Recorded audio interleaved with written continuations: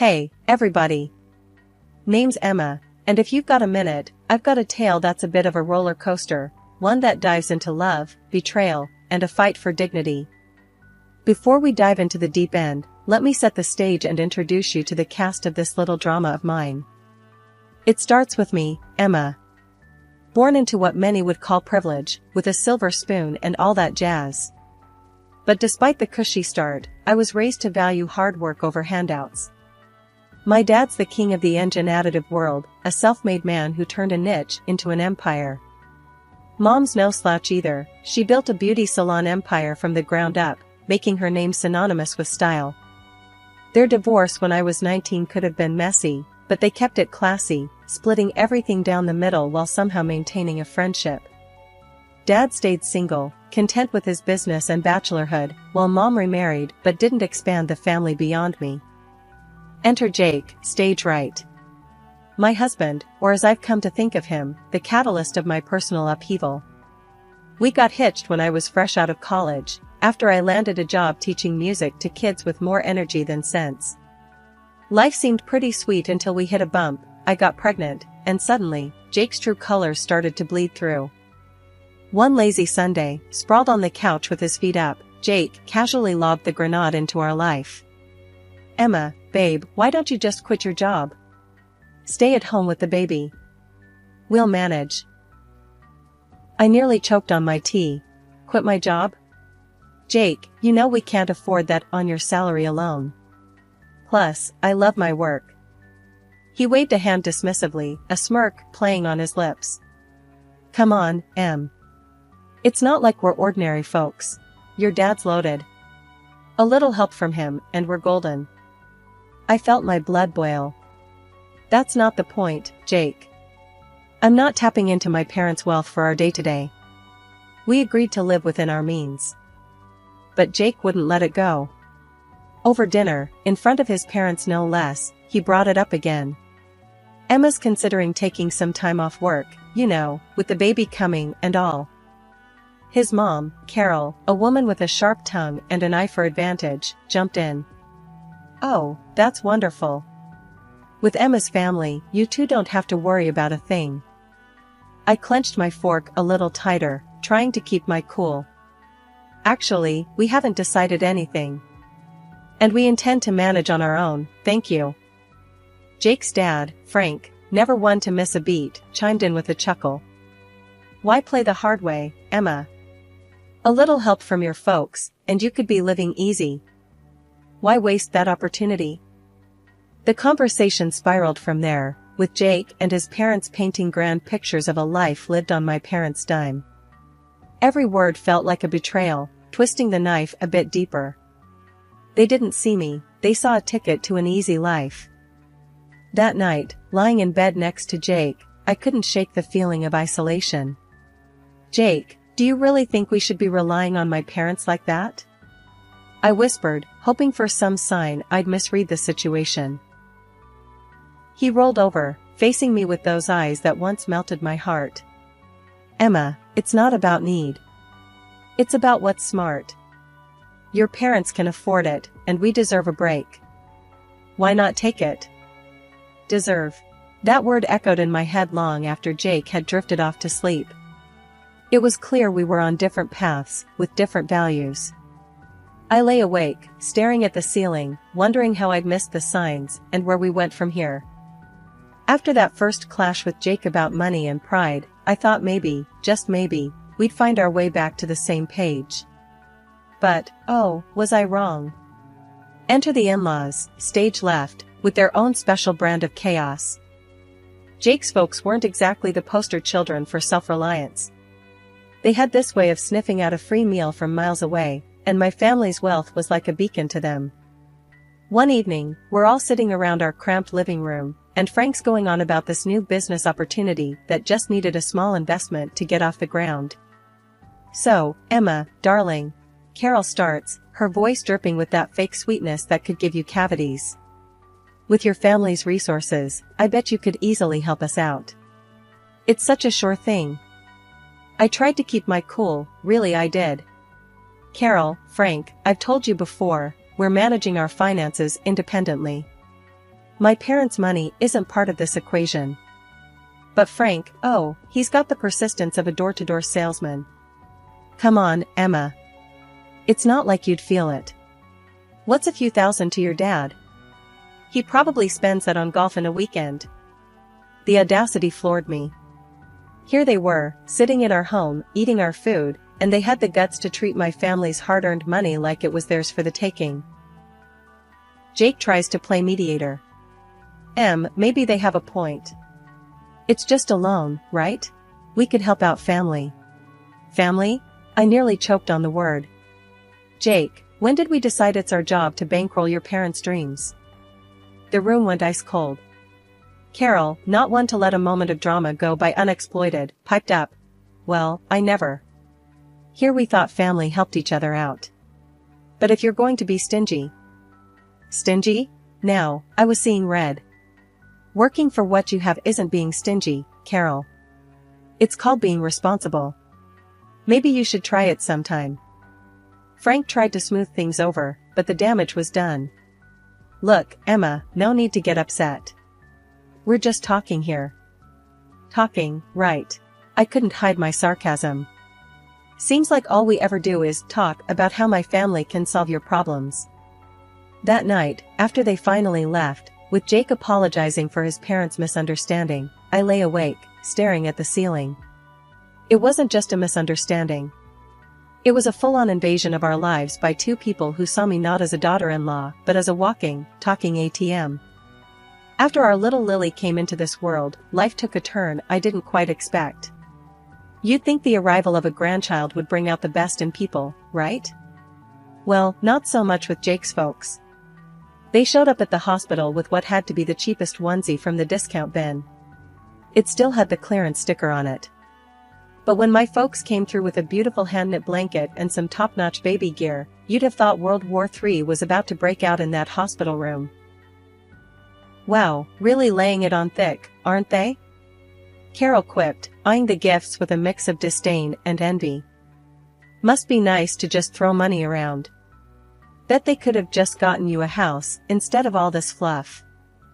Jake chimed in with a chuckle. Yeah, Mom's got a point, Em. Your folks sure don't hold back. A house might have been more practical, huh? My heart sank. Here I was, holding our newborn, and all they could talk about was how my parents should have spent their money. It stung, hearing Jake echo his mom's words. Was our daughter just a dollar sign to them? I tried to keep the peace, biting back my growing anger. Well, it's not about the price tag, right? It's the thought that counts. But Frank wasn't about to let it go. Oh, sure. But when you think about it, a nice little investment in property, now, that's a gift that keeps on giving. The ride home from the hospital was tense. Jake tried to smooth things over, saying his parents were just old-fashioned and didn't mean anything by it. But the seed was planted. Doubt started creeping in about why Jake really married me. Was it love, or was my family's bank account the main attraction? A few weeks later, during one of their unsolicited visits, Carol brought it up again. We were all crammed in our living room, Lily fussing in my arms, and Carol couldn't resist a jab at the new stroller my mom had bought us. Must be nice, having your folks shower Lily with all these expensive toys and gadgets. Though, a contribution to a house fund would have been more useful, don't you think, she said, her voice dripping with that passive-aggressive tone I'd come to dread. Jake, sitting beside his mom, nodded. Actually, babe, we've been talking. Maybe your parents could help us out with a down payment instead of more baby stuff. Makes sense, right? I was floored.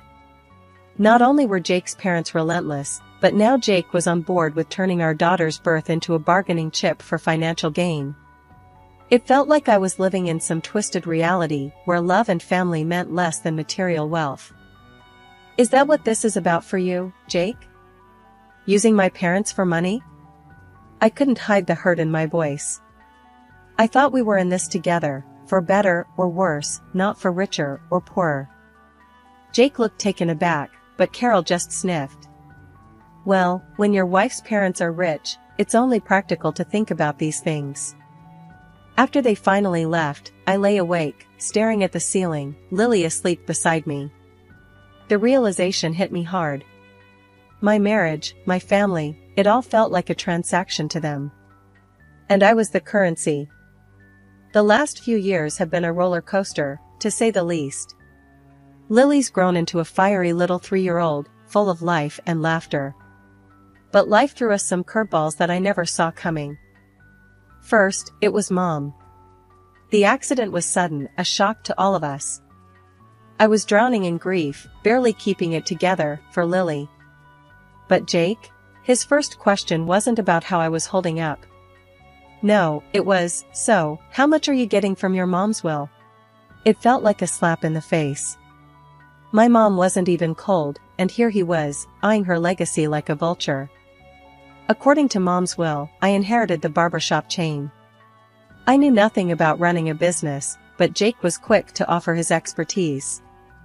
Babe, let me handle this. You know I've got a knack for business, he said, all confidence and smiles. I was too lost in my grief to argue. So, I let him take the reins, though I made sure the ownership papers stayed in my name. I thought, maybe, just maybe, he could turn things around for us. Then, barely a year later, Dad passed away from a heart attack. Losing both my parents in such a short time broke something in me. I needed Jake more than ever, but all he could talk about was what we'd inherit from Dad. The day after Dad's death, Jake's parents came over. I expected maybe a shred of decency, a moment of respect for my loss. But no, they dove straight into speculations about Dad's wealth. So, Emma, must be a hefty sum coming your way, huh? Frank said, barely able to contain his glee. I saw red. Can you not? For once, just stop talking about money. I shouted, the words exploding out of me like shrapnel. Carol put on her best offended face. Well, I never. We're just concerned about the family's future. No need to be rude.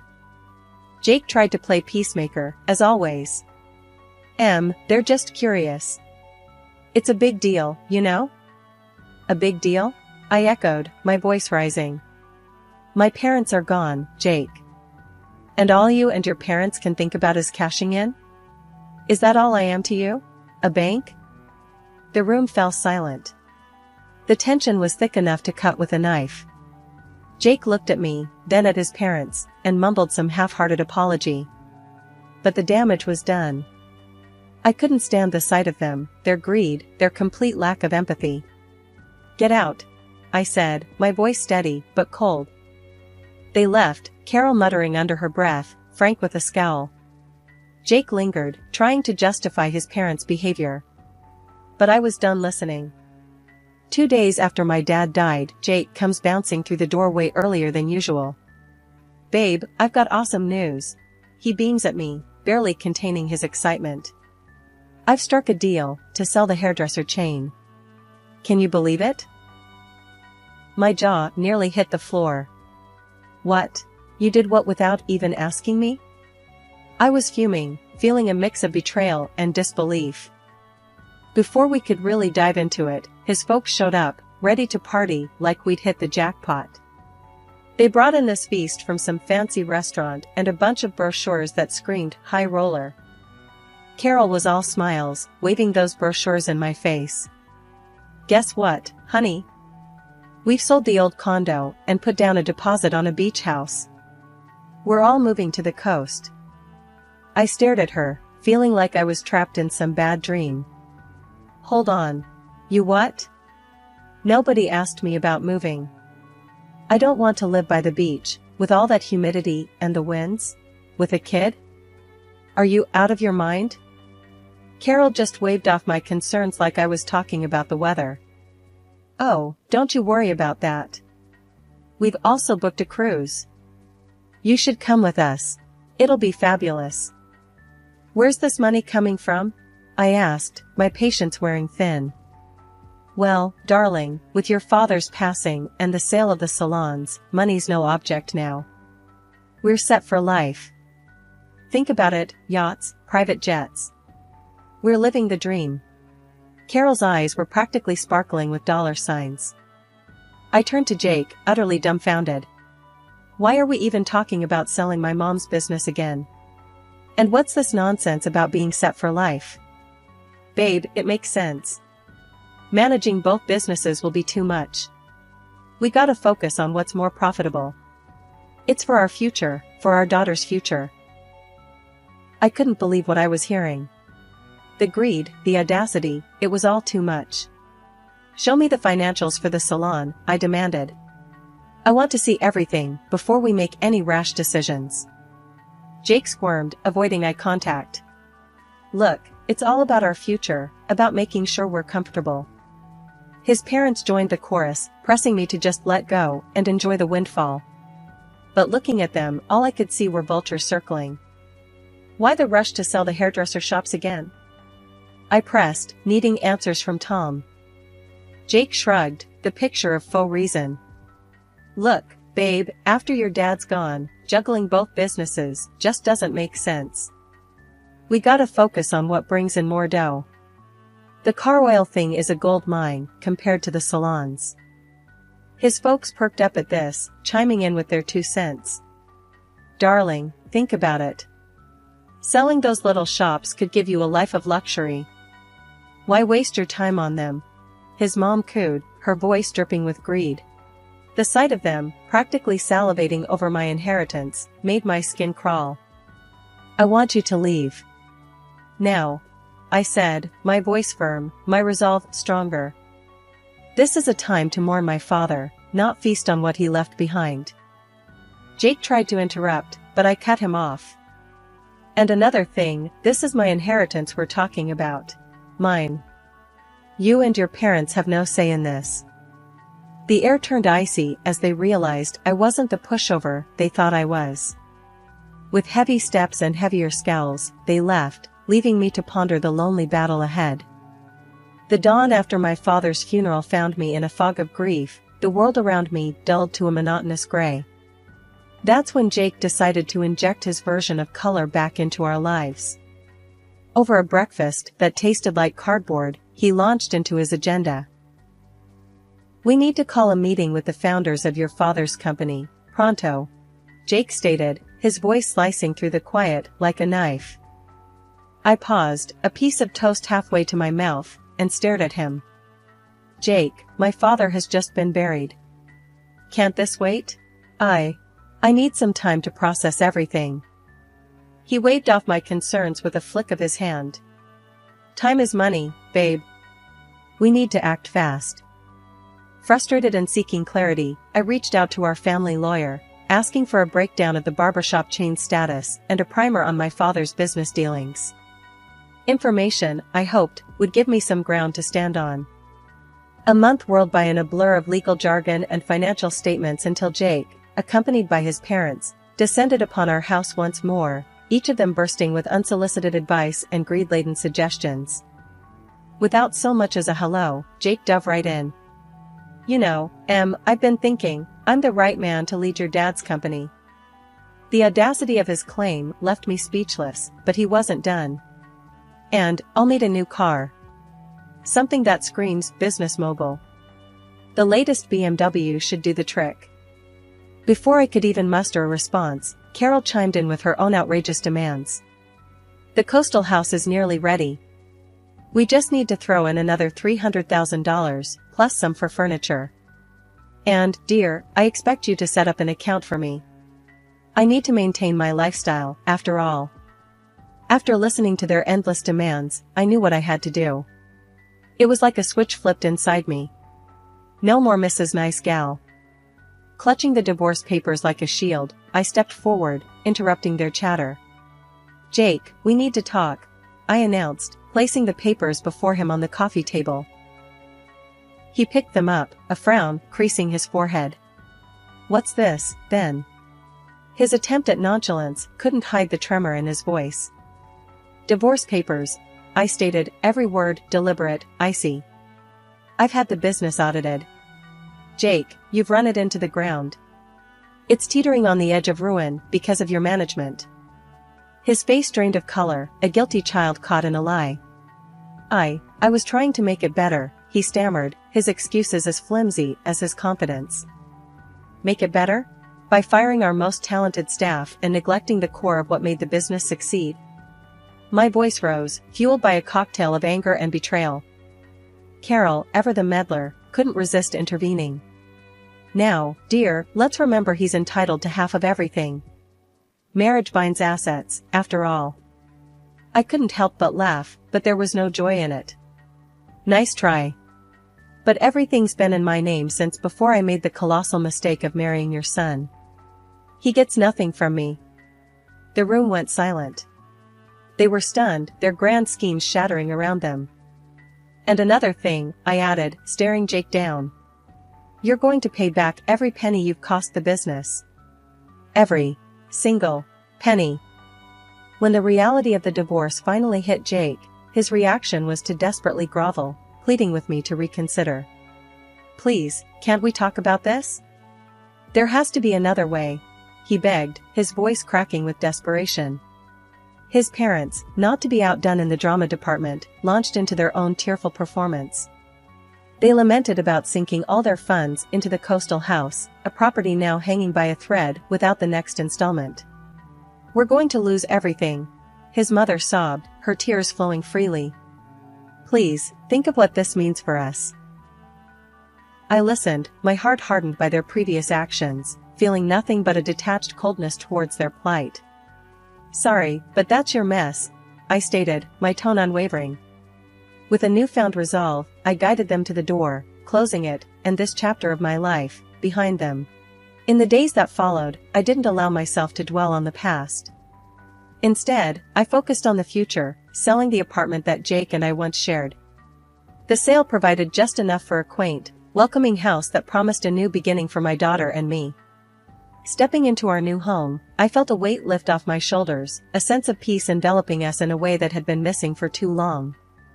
The wheels of justice turned slowly but surely, and when they finally caught up with Jake, he was ordered to compensate for the turmoil he'd inflicted on the hairdresser chain. The courts determined that his recklessness had a price, and he was forced to liquidate his share of our old apartment to meet his financial obligations.